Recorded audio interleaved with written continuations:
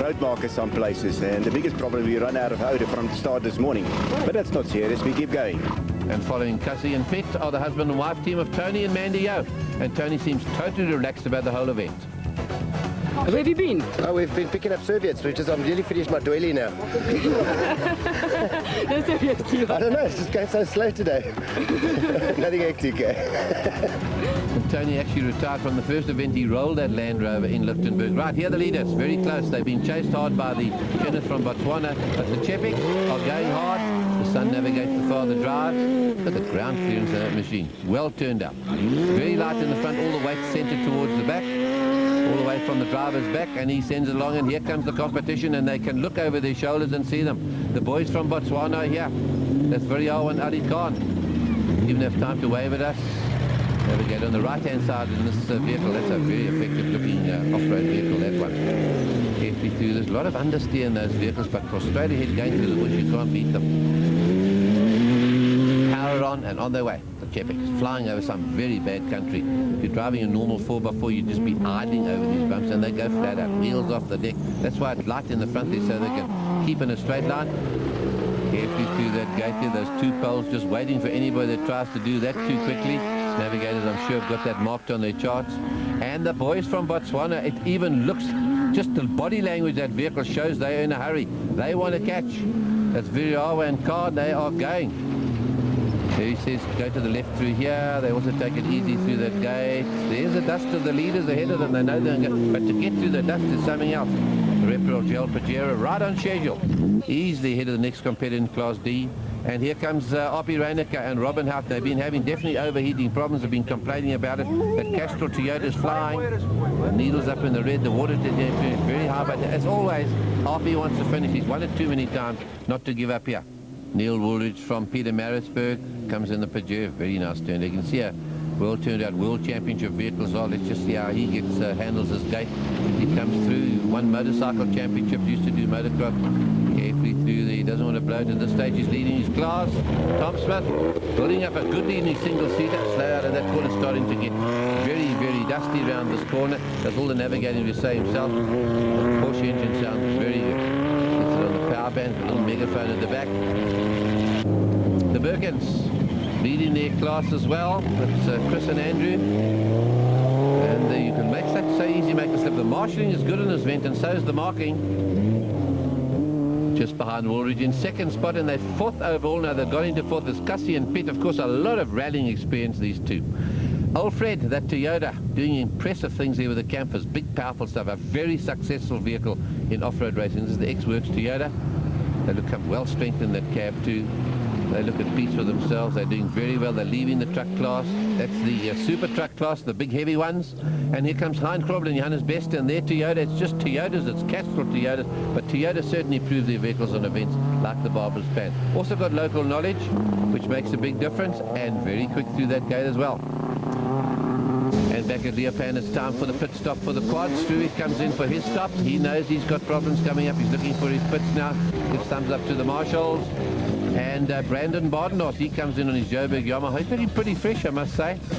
Different sort of pit stop to anything else you ever see. They pour water down your neck whether you want it or not, just to cool you down. That's 244 k's behind him. Oh, and they've got a John Craig Costello. Got a flat tire. That's going to set him back. He must have been struggling with that. And he's lost the lead there. His chances of winning overall depends on whether Vickers or Struik are going to retire from this event. There's the overall leader of the motorcycle, looking pretty fresh. A local boy, Carl Ruru, on the KTM, running to action. Nicely turned out team, that in T-shirt. They're getting him going. They've refueled his bike. He's had a cool drink. He's got a lot of refreshment he carries on his backpack, as you can see.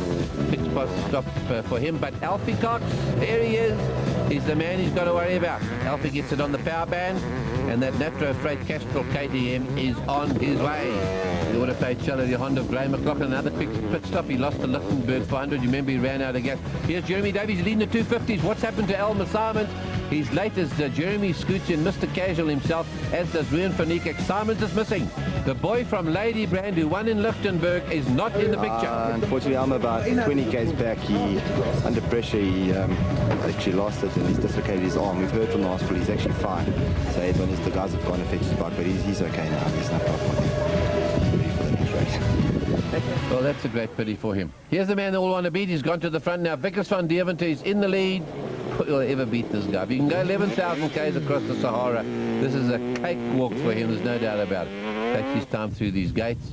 And the first of the motorcycle, it's Alfie Cox. The boys from the Dakar are leading their classes. He's riding like a champ, just turns it around motocross fashion, spins it round on his foot, waves to the marshal, so relaxed. He's won the Roof of Africa, he's done everything, Alfie. Very successful indeed. Corlearoo in second spot now, maybe getting a wee bit tired. He's got a quick KTM. KTMs have been so successful in the Roof and the Dakar. They've been great motorcycles for long distance racing. Here's the South African champion wheeling at his ego. Boy, if you come short on that bike at that speed, that quad, you're in serious trouble. 500s are done over 350 k's. Alfie Cox still standing and doing those wheelies over the bumps. You'd think they just started this race. That's the way they handle going flat. There's so much experience behind this man. Look at that. Body language. Oh, look at the speed through that gate, and he just misses the poles. The cars have got nothing on Alfie Cox. And Corlearoo is very, very popular here. The locals know all about him. He's got a nice style too, I must say. It's like a motocrosser coming. These basically are motocrossers. The lights off. If they have to go into night events, they add lights onto this machine. And they are cheering him on. Looking very good, very confident. A great ride by this man. Led in the initial stages, passed by Alfie Cox. And he also gets through that gate pretty quickly.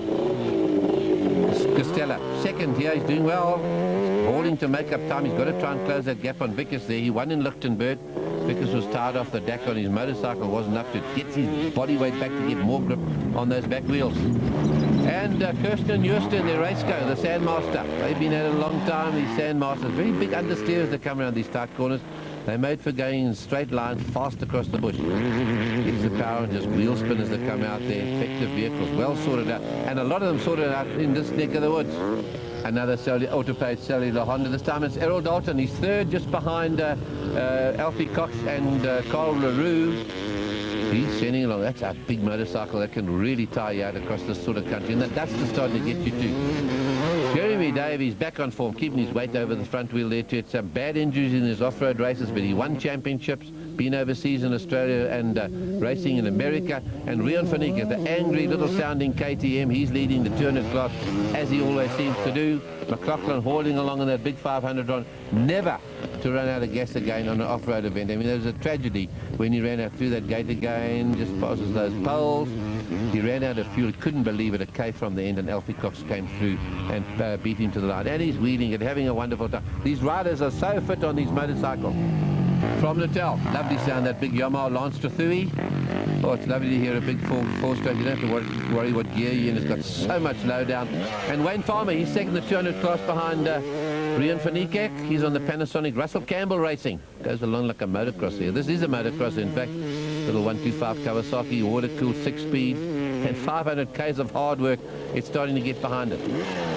Darryl Curtis on the KTM. He's riding like a star. He got a broken nose. He picked up a stone that came from another rider's bike. It went through his visor and he's just covered in blood. But he's still carrying on. He's lying third at the moment is Darryl. That just shows the ilk of the man. Well-known motocrosser there, Alan Julian on the Miller Racing Honda. Number says almost that he's a 500, but that is in fact the 250s, lying second to Jeremy Davis.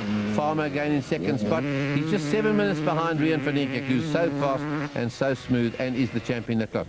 You see some of those markers they use, that day glow, biodegradable, so that doesn't last too long afterwards. Here's Rob Campbell, the CJ Yamaha.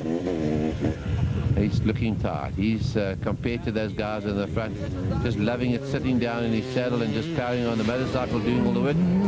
And we're at the finish, back at Leeuwpan. Here's the overall winner and of Class A, and it's the Chepiks. A great win of the Baberspan 500.